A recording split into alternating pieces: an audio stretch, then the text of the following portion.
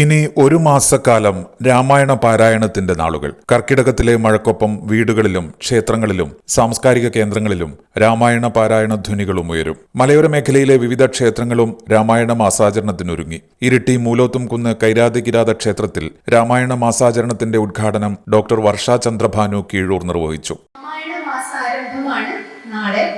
എന്തുകൊണ്ടാണ് ഈ മാസം മറ്റുള്ള മാസങ്ങളിൽ നിന്ന് വേറിട്ട് നിൽക്കുന്നത്?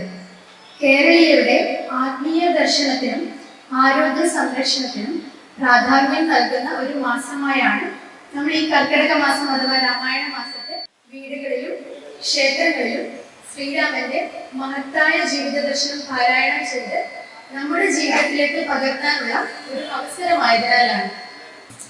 രാമായണ മാസത്തെ കുറിച്ചുള്ള എൻ്റെ കുട്ടിക്കാലത്തെ ഓർമ്മ എന്താണെന്ന് വെച്ചാല്, പണ്ട് മഴ പെയ്യുന്ന സമയമായിരിക്കുമല്ലോ. അപ്പോൾ വൈകിട്ട് സ്കൂളൊക്കെ വിട്ട് വീട്ടിലെത്തി കുളിച്ച് വിളക്ക് വെച്ച് വിളക്കിന് മുന്നിൽ ഇരുന്ന് രാമായണം വായിക്കുന്ന ആ ഒരു സന്ധ്യാസമയമാണ്. ഇന്നും പറ്റുന്നത് പോലെ തുടരാറുണ്ട്. രാമായണം ഒരു കഥ മാത്രമല്ല, അത് ജീവിതം നമ്മൾ എങ്ങനെ നയിക്കണം എന്ന് വഴി കാട്ടുന്ന ഒരു ഗ്രന്ഥമാണ്.